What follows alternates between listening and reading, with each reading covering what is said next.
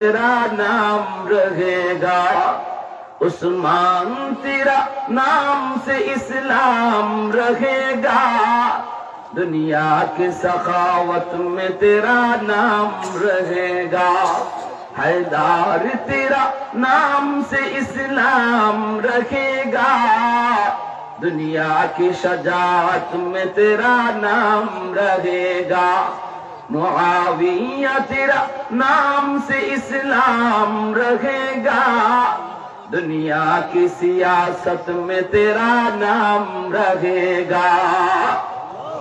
अल्लाहु আকবার। এইবার দেখা যায় আবু বকর সিদ্দিক বলেন, রে ভাই ওমর, ওই রাত যেই রাতে আমি নবীর জন্য 40 দিন আমি অপেক্ষায় ছিলাম, ওই রাতে কি পরিমাণ নেকি আমার হইছে আমি আবু বকর নিজেও জানি না। তোমারে যে আমি বদলা বদলি করমু, আগে তো আমার জানা দরকার এই রাতে আমার নেকি কেমন হইছে। এতটুকু শুধু জানি আমি আমার নবীর জন্য ঘুমাই নেই, 40 রাত পর্যন্ত আমি এরকম দরজার পাশে হেলাম দিয়ে বসে দাঁড়াইছিলাম, কারণ নবী আমাকে ইশারা দিয়েছিলেন, আবু বকর যে কোনো এক রাতে আমি তোমাকে ডাক দিব, হয়তো সেই রাতে হিজরতের রাত হবে। তখন থেকে আমি বিছানায় পিঠ লাগাই নাই, কখন জানি আমার নবী এসে ডাক দে। নবী আস্তে করে ডাক দিলেন, সাথে সাথে সিদ্দিক আকবর দরজা খুলে দিলেন। নবী বলতেছে, আবু বকর এত তাড়াতাড়ি কেমন করে দরজা খুললা, তুমি কি ঘুমাও নাই? সিদ্দিক বলে, নবী গো, আজ থেকে 40 দিন আগে আপনি ইশারা দিয়েছিলেন, সেই দিন থেকে আজ পর্যন্ত আমি আবু বকর বিছানায় পিঠ লাগাই নাই। আল্লাহর নবীকে নিয়ে রওনা দিয়ে দিলেন, ঘর থেকে বের হলেন, গাড়ি সুরের মধ্যে উঠবেন। এত উঁচু পাহাড়, হাঁটা যায় না, উঠা যায় না, এত উঁচু পাহাড়। সিদ্দিক আকবর যায় বলতেছেন, ইয়া রাসূলুল্লাহ, এই পাহাড় বেয়ে বেয়ে উঠতে আপনার কষ্ট হবে গো নবী, আপনি আমার পিঠে উঠুন, আমি আপনার পিঠে লইয়া পাহাড় বেয়ে বেয়ে গুহায় পৌঁছব। অথচ বাইরা খালি একা একা উঠতেই কত কষ্ট। সিদ্দিক আল্লাহর নবীকে নিজের পিঠে উঠাইয়া এইবার তিনি পাহাড়ে উঠতেছেন। নবী যখন যার পিঠে উঠছে সেই সবার আগে চলে গেছে। নবী বুরাকের পিঠে উঠছে, বুরাক সবার আগে চলে গেছে। নবী হালিমা সাদিয়ার উটনির পিঠে উঠছে, উটনি সকল উটনির আগে চলে গেছে। নবী সিদ্দিকের পিঠে উঠছেন, সিদ্দিক গোটা উম্মতের আগে চলে গেছে। সুবহানাল্লাহ, বলতে সুবহানাল্লাহ। গুহার কাছাকাছি যেয়ে বলতেছেন, ইয়া রাসূলুল্লাহ, ওগো নবী আপনি আগে ঢুকেন না, আমি গুহার ভিতরে ঢুকবো, যাই দেখি গুহা নিরাপদ কিনা, গুহা নিরাপদ আছে কিনা। আমি আবু বকরকে কোন হিংস্র প্রাণী যদি আঘাত করে আর আমি মারা যাই, উম্মতের বেশি ক্ষতি হবে না, কিন্তু যদি আপনার কোনো ক্ষতি হয়, ফাহালাকাতিল উম্মাহ, গোটা উম্মত হালাক হয়ে যাবে। নবী গো আপনি এখানে দাঁড়ান, আপনি দাঁড়ান, আমি আগে যেয়ে দেখি নিরাপদ কিনা গুহাটা। গুহার ভিতরে ঢুকলেন, ঢুকে দেখেন অসংখ্য ছিদ্র। তিনি সন্দেহ করলেন ছিদ্রের ভিতরে সাপ থাকতে পারে, পাগড়ে সিরা সিরা সবগুলি ছিদ্রের মুখ তিনি বন্ধ করলেন, একটা ছিদ্র বন্ধ করা সম্ভব হলো না। কাপড় শেষ, নবীকে ডাক দিলেন, নবী গো এইবার আপনি গুহার ভিতরে আসেন। আর ওই ছিদ্রটা পা দিয়া এইভাবে সিদ্দিক ডাইকা রাখলেন, ডাইকে তিনি বসে পড়লেন। বসে বলতেছেন, ইয়া রাসূলুল্লাহ, কষ্ট হয়েছে গো নবী, আপনার অনেক কষ্ট হয়েছে, আপনি একটু বিশ্রাম নেন, আমার উরুতে মাথা নিয়ে একটু বিশ্রাম নেন। আল্লাহর নবী সিদ্দিকের উরুতে মাথা রেখে নবী ঘুমায় পড়লেন। বলুন তো এই টাইমে ঘুমের প্রয়োজন কার বেশি ছিল? 40টা রাত যে সিদ্দিক ঘুমায় নাই, এখন তো ঘুমের প্রয়োজনটা তার বেশি ছিল। কিন্তু কত বড় আশিক, কত বড় আশিক, আমার নবীর কত বড় প্রেমিক।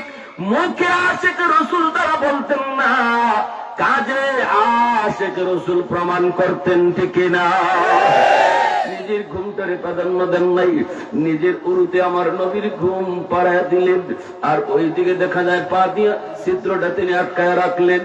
এই ছিদ্রের মধ্যেই একটা সাপ ছিল, এই সাপটা বের হওয়ার জন্য পাগল হয়ে গেছে, কিন্তু সিদ্দিকের পায়ের কারণে সাপ বের হতে পারে না।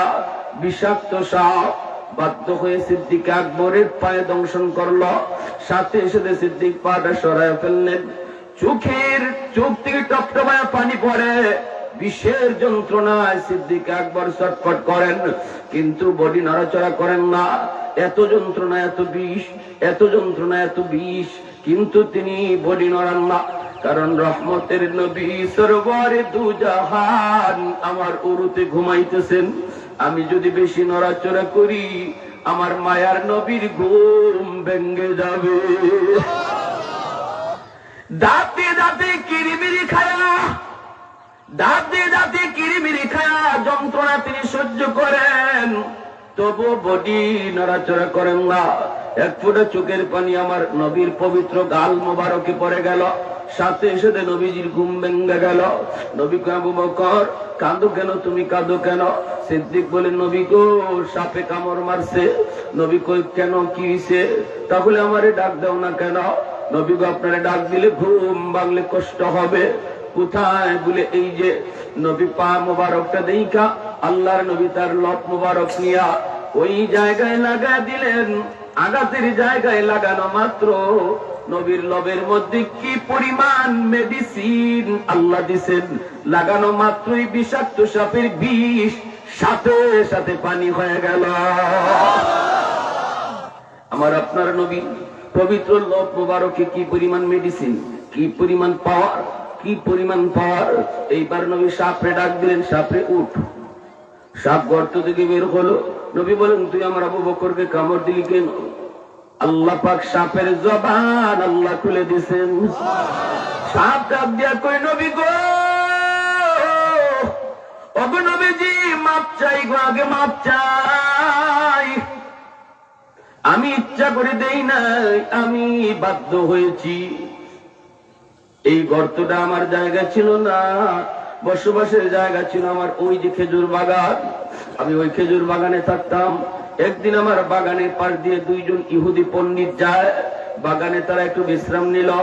একজন আরেকজন কয়, ও মিয়া শোনো, তাওরাত কিতাবে পড়ছনি শেষ জমানার নবী হিজরত করার সময় একটা গর্তে আশ্রয় নিবেন, যেই গুহাটার নাম হবে গারে সুর। হফরসি ওই যে দেখো পাহাড়, ওই পাহাড়ের উপরে যে একটা গুহা, এই গুহাটাই হলো গারে সুর। এই গুহাতেই আখেরি নবী রহমতের নবী হিজরতে রাতে আশ্রয় নিবে। ইয়া রাসূলুল্লাহ, আমি কথাটা শুনে ফেলেছি। যেই নবীর উসিলায় আল্লাহ আমি সাপকেও বানাইলো, যেই নবীর উসিলায় আল্লাহ কায়নাতে রহমত নাজিল করলো, আমি ওই নবীকে দেখার সুযোগ যায়। আমি সাথে সাথে আমার বাসস্থান পরিবর্তন করেছি। আমি গুহায় চলে এসেছি শুধু এক নজর আপনাকে দেখার জন্য। কিন্তু কোন দিন আপনি হিজরত করবেন জানি না।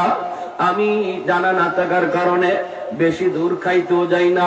এই গুহা থেকে গর্ত থেকে বের হইয়া অল্প একটু জায়গা ঘোরাফেরা কইরা যা পাই তা খাইয়া আবার চলে আসি।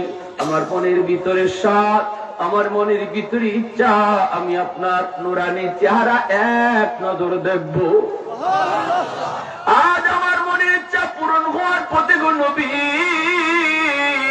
কিন্তু আপনার আবু বকরের পায়ের কারণে বের হতে পারি না, পারি না। আমার গুহার, আমার এই গর্তের আর কোনো মুখ নাই যে আমি অন্য দিক দিয়ে বের হবো, কোনো মুখ নাই। এজন্য বাধ্য হয়ে সিদ্দিকের পায়ে কামড় দিছি আপনার নুরানি চেহারাটা দেখার জন্য। সুবহানাল্লাহ, আর একটু জোরে সুবহানাল্লাহ, আর একটু জোরে সুবহানাল্লাহ। ऐ हबीबे किबरिया तुम पर सलाम, ऐ हमारे दिलरुबा तुम पर सलाम, दिल सदा कहता रहा तुम पर सलाम, ऐ इमामुल अंबिया तुम पर सलाम। मस्जिद अक़सा में जुमला अंबिया, मस्जिद अक़सा में जुमला अंबिया मुक़्तदी थे और बिहा तुम मुक़्तदा, मुक़्तदी थे और बिहा तुम मुक़्तदा। मोहब्बतेर साथे कोन আল্লাহু আকবার। এজন্য সিদ্দিক আকবর বলতেছেন, ভাই উমর চলো আমরা আল্লাহর নবীর কাছে যাই, যাইয়া নবীকে একটু জিজ্ঞেস করি ওই হিজরতের রাতে আমি আবু বকরের কি পরিমাণ নেকি হয়েছে, আগে একটু বুঝি এরপরে বদলা বদলি করব, আগে একটু জানি এরপরে বদলা বদলি করি। দুজন গেলেন আল্লাহর নবীর কাছে, নবীর কাছে যায় সালাম জানালেন। আল্লাহর নবীর শ্বশুর, দুজন হলেন নবীর শ্বশুর, দুজন হলেন নবীজির শ্বশুর। আল্লাহর নবীকে সালাম জানালেন। নবী বলতেছেন দুজন একসাথে ঘটনা কি? সিদ্দিক বলেন, ইয়া রাসূলুল্লাহ আমরা আমাদের জীবনের নেকি বদলা বদলি করতে চাই। উমর তার জীবনের নেকি আমাকে দিয়ে দিবে, কিন্তু আমার জীবনের নেকি চায় না। উমর আমার এক রাতের নেকি চায়, বদলা বদলি করবো কি করবো না আমি তো বুঝতেছি না গো নবী। এক রাত, ওই রাতে আমার কি পরিমাণ নেকি হয়েছে জানি না। আল্লাহর নবী কই, আবু বকর কোন রাতের কথা বলছো? সিদ্দিক বলে, নবী গো ওই রাত হলো আপনার সাথে হিজরতের রাত। দিনের নবী, মায়ের নবী, রহমতের নবী মাথার নিচে দিকে দিয়ে বলতেছেন, আবু বকর বদলা বদলি করবা কি করবা না সেই ব্যাপারে আমি কিছু বলবো না, এটা তোমার সিদ্ধান্ত। কিন্তু যেটা জানতে চাইছো এটা বলি, গোটা উম্মতের নেকি যদি এক পাল্লায় রেখে দেওয়া হয় আর তোমার এক রাতের নেকি এক পাল্লায় রাখা হয়, ওই এক রাতের নেকি পাল্লা বাড়ি হবে।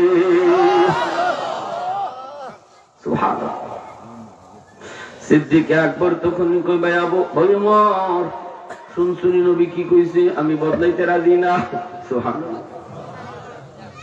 এজন্য আমার ভাইরা বন্ধুরা মনে রাখবেন, ইল্লাল্লাযী ইল্লা মান তাবা ওয়া আমানা ওয়া আমিলা আমালান সালিহান ফাউলাইকা ইউবাদদিলুল্লাহু সাইয়্যাতিহিম হাসানাত ওয়া কানাল্লাহু গফুরার রহিমা। এজন্য আল্লাহ পাক কয়, কেউ যদি তওবা করে খাঁটি দিলে আল্লাহ পাক তার তওবার খাতিরে তার গুনারে আল্লাহ শুধু মাফ করে তা না, ওই গুনার খালি জায়গা আল্লাহ নেকি দিয়া ভরপুর করে দেয়। সুবহানাল্লাহ। একটু জোরে আওয়াজ দিয়া মুহাব্বতের সাথে অল্প সময় জিকির করি, লা ইলাহা ইল্লাল্লাহ। জুড়ে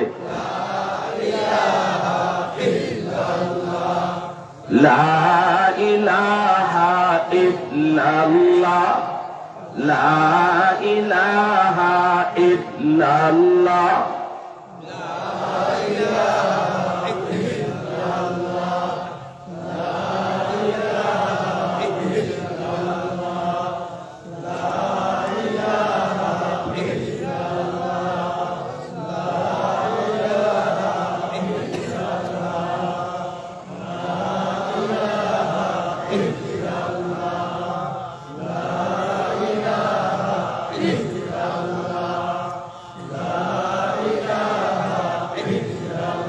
লা ইলাহা ইল্লাল্লাহু মুহাম্মাদুর রাসূলুল্লাহ। জোরে সুরে বলি সাল্লাল্লাহু আলাইহি ওয়াসাল্লাম। আমার ভাইরা, একজন মানুষ তওবা করার জন্য মেম্বারের কাছে যাওয়া লাগে না, চেয়ারম্যানের হাত ধরতে হয় না, ইমাম সাহেবের কাছে যাইও তওবা করা লাগে না, তওবা করতে কারো হাত ধরতে হয় না, তওবা করতে হয় কারে শোনায়? আল্লাহকে শোনাইতে মুখ দিয়ে বলতেও হয় না, দিলে দিলে বললো আল্লাহ শুনেনি না শুনে না। এই মুহূর্তে আমি আর আপনি যারা এই মজলিসে বসলাম, এখানে কথাগুলি শোনার পর পিছন থেকে কোন যুবক কোন আল্লাহর গোলাম যদি দিলে কয় আল্লাহ যা করেছি ভুল করেছি, চোখের সামনে বন্ধু কবরে চলে গেল, চোখের সামনে খেলাধুলার সাথী কবরে শুয়ে থাকল, আল্লাহ গতকাল যে বন্ধু আমার সাথে একসাথে গল্প করলো আজকে দুনিয়াতে নাই, এই কথাগুলি ইয়াদ করা কইরা কোন যুবক যদি এই মজলিসে বসে দিলে কই মালিক নামাজ যা সারছি আর সারমুনা, আল্লাহ গুনাহ করার করছি মালিক অন্যায় করেছি আর করব না, এই কথাটা দিলে বলবে। পাশে যে মানুষটা তোমার বসা আছে রে গোলাপ, এই মানুষটারও শোনাইতে হবে না, তোমার ওই দিলের কথাটা আল্লাহ পাক শুই না মুহূর্তের ভিতরে তোমার নাম আল্লাহ পাক ওলির খাতায় উঠে দিবে। বসার আগে তোমার আমার নাম ছিল গুনাহগারের খাতায়, কিন্তু বসে বসে দিলে তওবা করার উসিলায় নাম লেখা হয়ে গেছে ওলির খাতায়। এজন্যই এই জমিনে আল্লাহ ওলি হওয়া এত সহজ, আর কোন কাজ এত সহজ নয়। 5 পাস করতে 5 বছর লাগে, মেট্রিক পাস করতে 10 বছর লাগে, আই পাস করতে 12 বছর লাগে, ডাক্তার হইলে 20 বছর লাগে, ভালো ব্যবসায়ী হতে আপনাকে সময় লাগে, জমি জমা থেকে ফসল ঘরে তুলতে সময় লাগে, সব কিছুতেই সময় লাগে, সব কিছুতেই সময় লাগে। সময় লাগে না শুধু এক কামে, সেটা হলো আল্লাহর ওলি হওয়া, আল্লাহর ওলি হওয়া, আল্লাহর বন্ধু হওয়া। মনে মনে দিলে যদি তুমি বলো আল্লাহ তওবা করলাম আর গুনাহ করব না, আল্লাহ পাক 1 সেকেন্ডের ভিতরে তোমাকে 0 থেকে হিরো বানায় দিবে। এজন্যই তো মুসা আলাইহিস সালামের জমানায় মুসা নবীকে আল্লাহ বৃষ্টি হয় না, আল্লাহ নামাজ পড়লাম সবাই নিয়ে একসাথে তোমার কাছে তওবা করলাম, আল্লাহ তুমি বৃষ্টি দাও। ইস্তাগফিরু রাব্বাকুম, আল্লাহ পাক রব্বুল আলামিন কয় তওবা করো, আমি আল্লাহর কাছে তওবা করো। আল্লাহ পাক বলে আমার কাছে তওবা করলে ইউরসিলিস সামা আলাইকুম মিদরারা, আল্লাহ পাক রব্বুল আলামিন তোমার যখন যে টাইমে বৃষ্টির প্রয়োজন এই বৃষ্টি তওবার খাতিরে আল্লাহ নাজিল করে। সুবহানাল্লাহ। তাহলে মুসা আলাইহিস সালাম সবাইকে ডাকলেন তওবা করার জন্য, মাঠে ময়দানে হাজির। এখনো আমাদের সমাজে ওলি আল্লাহরা বুজুর্গানে কেরামরা বৃষ্টির প্রয়োজন হলে মাঠে তারা বৃষ্টির নামাজে ডাক দেন, ঠিক কিনা? এটা তওবার নামাজ। ওই জায়গায় নামাজ পড়ে আল্লাহর কাছে চাইতে হয়। মুসা নবী তিনি আল্লাহর কাছে চাইলেন, মালিক আল্লাহ তওবা করতেছি, তুমি বৃষ্টি নাজিল করো। আল্লাহ পাক রব্বুল আলামিন কই মুসা এই বড় মজলিসের ভিতরে একজন মানুষ আছে এমন যে এখনো কাটিয়ে দিলে তওবা করে নাই। এই মানুষটা যতক্ষণ পর্যন্ত এই মজলিস থেকে উঠে না যাবে আমি আল্লাহ তোমাদের এই সুপারিশ আমি কবুল করব না। মুসা আলাইহিস সালাম এই কথা জানার পর কওমকে জানায় দিলেন, তোমাদের ভিতরে এমন কি আছে যে এখনো তওবার নিয়ত করে নাই, এখনো গুনাহ ছেড়ে দেওয়ার নিয়ত করে নাই? সে যে সুদ খাইতো, সুদ খাওয়া ছাইরা দিব এই নিয়ত করে নাই। সে যে ঘুষ খাইতো, 20,000 টাকা দিয়া 15,000 টাকা লওয়া, এর নাম হইল সুদ, ঠিক না? সমাজে আসেনি না নাই? 40,000 দিয়া 50,000 দেওয়া লাগবে, এটা আসেনি না নাই? এটাই সুদ। এই সুদের লেনদেন সে করে। এই মানুষটা এখনো সুদ ছেড়ে দেওয়ার নিয়ত করে নাই। যতক্ষণ পর্যন্ত না উঠবে আমি বৃষ্টি দেব না। আল্লাহ পাক রব্বুল আলামিন এই কথা জানানোর পর মুসা নবী যখন জানায় দিলেন তখন দেখা যায় কেউ উঠে না। নবী বলতেছেন উঠে যাও, তোমার কারণে বৃষ্টি বন্ধ, তুমি যাও গা, আল্লাহর দোহাই তুমি গেলি কে পরে বৃষ্টি আল্লাহ দিয়া লইব। আল্লাহ কইছে তুমি দিলে তওবা করতেছো না, বা তুমি তওবা করার নিয়ত এখনো করছো না, না তুমি যে বেনামাজি থাকবা, ওয়াজ বইও নিয়ত করে আল্লাহ ওয়াজ যা শুনবার শুনবো কিন্তু নামাজ পড়তাম না, আল্লাহ ওয়াজ যা শুনবার শুনবো কিন্তু এখনো পর্দা করতাম না, এই ধরনের নিয়ত তোমার অন্তরে, যাও গা তুমি উঠিয়া, তুমি গেলে গা আল্লাহ এই মজলিসে কবুল করে নেব। কিন্তু কেউ উঠে না। কেউ কি উঠে? মুসা নবী যখন এই কথা বলছেন তখন কানার তো মনে মনে জানা, কানার কি মনে মনে, সে তো বুঝে গেছে আমি তো ধরা খাই গেছি। আল্লাহ তো আমার কথা মুসা নবীরে জানাই দিছে, না জানি আল্লাহ নাম নিয়ে আবার কইছে। তখন আল্লাহ গ্রামের সবগুলা মানুষের সামনে যদি আমি এখন উঠি তাহলে আমার ইজ্জত থাকবে না, মানুষের কাছে আমি ধরা পড়ে যাব, মানুষের কাছে ধরা পড়ে যাব। আল্লাহ তোমার কাছে মাপ চাই। জানো নাকি আল্লাহ আমি তোমার কাছে মাপ চাই। আল্লাহ আমি এখন খাঁটি দিলে তওবা করছি, আর গুনাহ করবো না, আর সুদ খাবো না, আর বেপরদায় চলবো না। যে গুনাহটা হে করতো এই গুনার উপরে সে তওবা করে নিছে মনে মনে, তার পাশে যে লোকটা বয়া ছিল সেও শুনছে না, ঠিক কিনা? যখন পাশে যে লোক বয়া এই লোকটাও শুনছে না সে যে তওবা করছে, কিন্তু শুনছেন কে? পাশের লোকে শুনে না, শুনেন কে? হ্যাঁ, কেউ যা দেখে না দেখেন কে? কেউ যা শুনে না শুনেন কে? কেউ যা পারে না পারেন কে? আল্লাহ। আল্লাহ একটু পরেই দেখা যায় জিয়াদ লাগাই দিছে, তবে নিগান আমরা লয়ে যাও।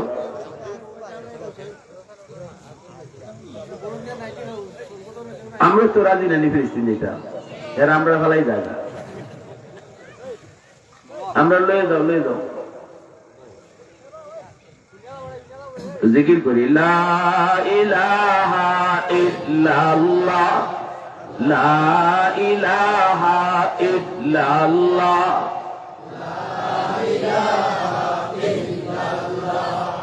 লা ইলাহা ইল্লাল্লাহ। জুড়ে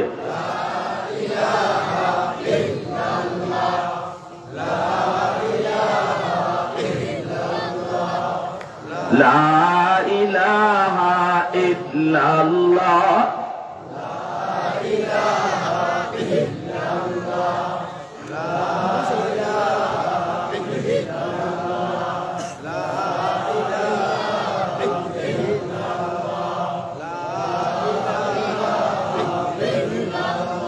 লা ইলাহা ইল্লাল্লাহু মুহাম্মাদুর রাসূলুল্লাহ। জোরে সুরে বলি সাল্লাল্লাহু আলাইহি ওয়াসাল্লাম। একটু পরে দেখা যায় আকাশে মেঘ জমে গেছে, আকাশ কালো করে ফেলছে, কালো কইলেই বৃষ্টি শুরু হয়ে গেছে।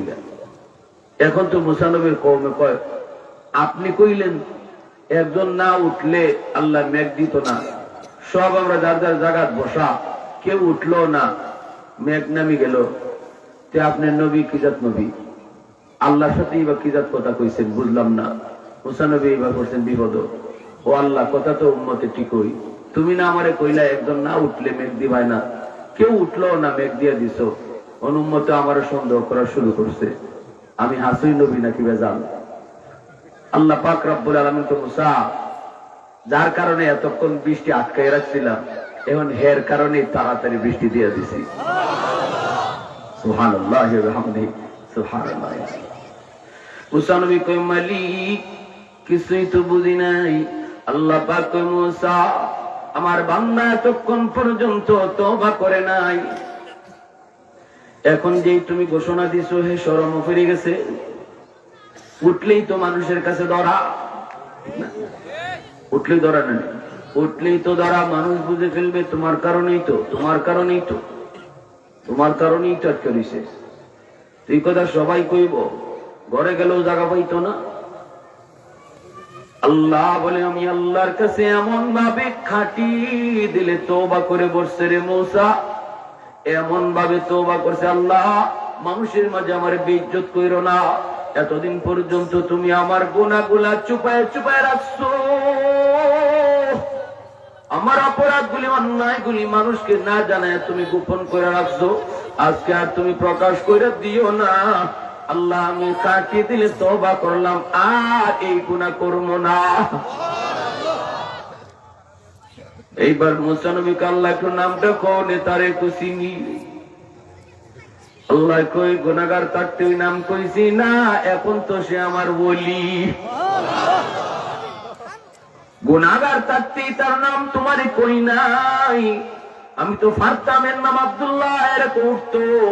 আমি কইছি একজন, তখন তো সে গুনাহগার,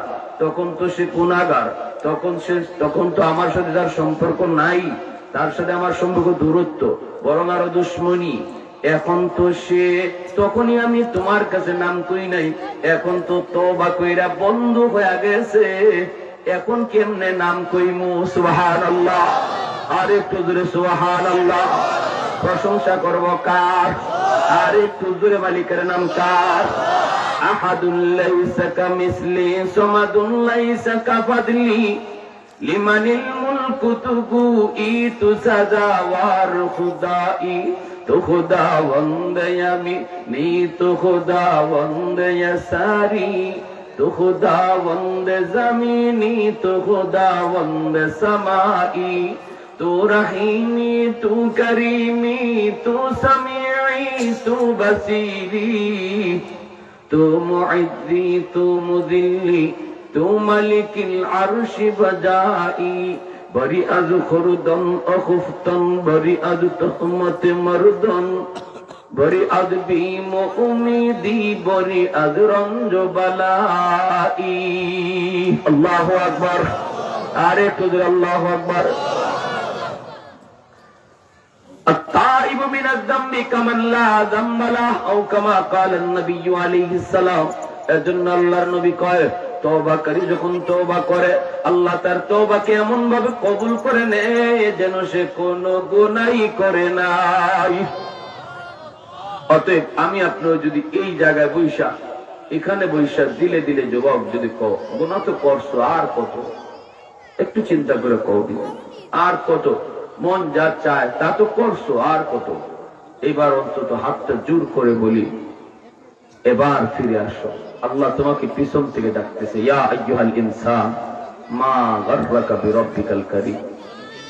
রে বান্দা, কোন জিনিসে তোরে আমি আল্লাহ থেকে ভুলায় রাখলো?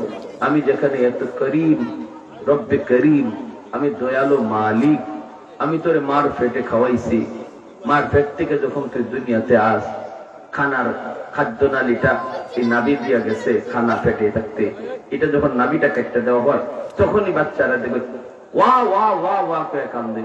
তখন কান্দে কি করে জানেন? হায়রে আমার খাওয়ান আটকাই দিল কেটায়, আমার খাওয়ান আটকাই দিল কেটায়। নাভি যখন কাটে তখন আল্লাহ পাক কান্দিস না, মার পেটে তোর খাওয়ান আইসি এক লাইনে, আর দুনিয়ার যেখানে যাইতেছো এখানে আমি তুমি যাওয়ার আগে খাওয়ান রেডি যাচ্ছি 2 লাইনে। সুবহানাল্লাহ।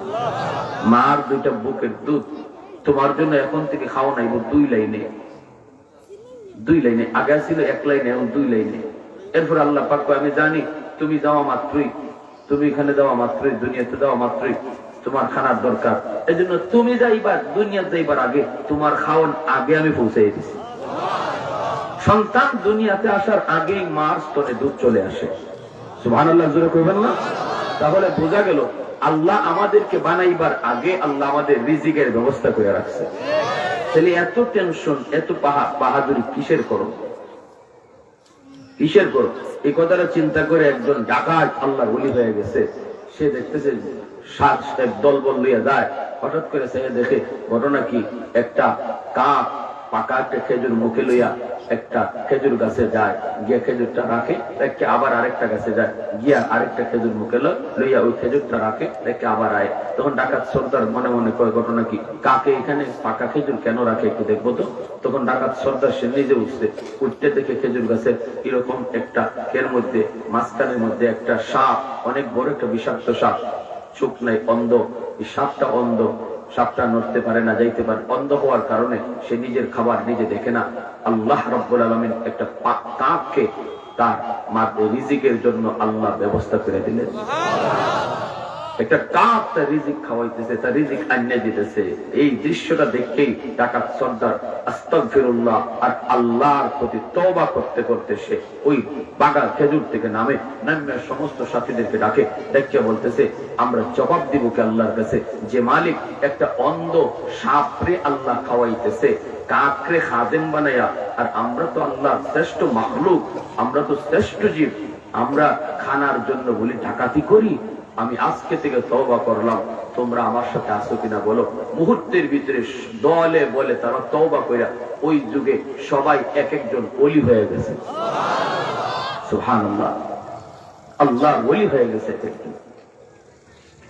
এজন্য বলি আমার যুবক ভাইরা, অন্যায় তো হয়েছে, অপরাধ তো হয়েছে, গুনাহ তো করছো, গ্যারান্টি তোমাকে কে দিল যে আরো 2 বছর 5 বছর তুমি নামাজ না পড়ে থাকতে পারবা?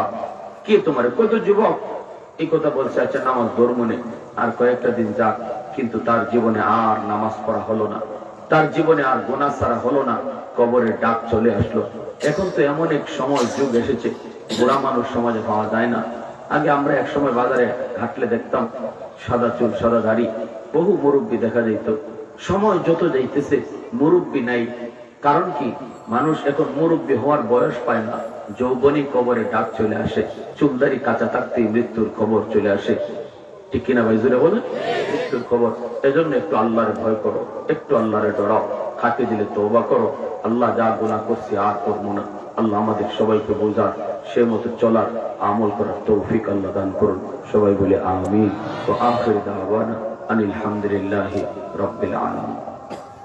আলহামদুলিল্লাহ, আলহামদুলিল্লাহিল্লাযী হাদানা লিহাযা ওয়া মা কুন্না লিনাহতাদিয়া লাউলা আন হাদানাল্লাহ। আল্লাহ তোমার নাম রহমান, তোমার নাম রহিম। আল্লাহ আমাদের সকল মুর্দেগানের উপর রহম করো। পাশেই কবরস্থান মাওলা। আল্লাহ এখানে কত যুবকের মা, কত সন্তানের বাবা শুয়ে আছে। আল্লাহ কত বাচ্চার, আল্লাহ কত যুবকের দাদা দাদি, কত ভাইয়ের ভাই, কত ভাইয়ের আদরের বোন এখানে শুয়ে আছে মাওলা। তারা আজকে তোমার দরবারে মুর্দেগানের পক্ষ থেকে হাত উঠাইছে। আল্লাহ দয়া করে তাদের সকল মুর্দেগানকে মাফ করো, সকল মুর্দেগানকে মাফ করো। তাদের কবরে তোমার দয়া আর সাথীকে সঙ্গী বানায় দাও। আয় আল্লাহ আমাদের আব্বা আম্মাকে মাফ করো। আল্লাহ আমরা যারা জীবিত নেক হায়াত দাও। এই তাফসীর মাহফিলকে কবুল ফরমাও। সাহায্য সহযোগিতা যারা করছে সবার সহযোগিতাকে নাজাতের ওসিলা বানাও। প্রবাসীদেরকে নিরাপদে রাখো। আয় আল্লাহ যুবকগুলিরে কোরআনের সৈনিক বানাও। এই যুবকগুলিরে পাক্কা নামাজি দিনদার বানাও। মা ভক্ত, বাবা ভক্ত সন্তান বানাও। সাল্লাল্লাহু তাআলা আলা খাইরি খালকিহি মুহাম্মদ ওয়া আলা আলিহি ওয়া আসহাবিহি আজমাইন। আমিন বিরহমাতিকা ইয়া আরহামার রাহিমিন।